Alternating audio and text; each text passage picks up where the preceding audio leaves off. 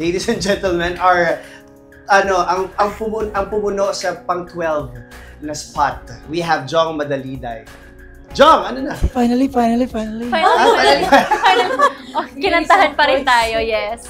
Yes? Yes? So, ano masasabi niyo guys? Sorry. Tayo. Tayo pala, okay. So, anong masasabi mo na ngayon pasok ka na sa top 12? Ang saya. Ang saya. Siyempre. Ramdam ko yung saya doon. Siyempre, nakakapanibago. Kasi after 7 years, nandito tayo ngayon. I mean ako, sa The Crush Arena. Ibang-iba na yung vibe sa una. So, ayun, ang saya. Mayroon akong follow-up question. Yeah.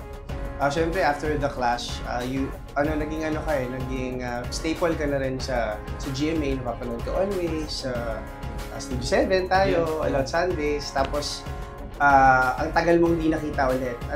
Anong pakiramdam na you set foot again sa GMA? Tapos, parang malaki ba yung at stake ngayon? Ano ba yung pinaglalaban mo?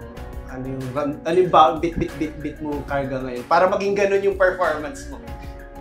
Kasi yung puso Pops grabe yung puso.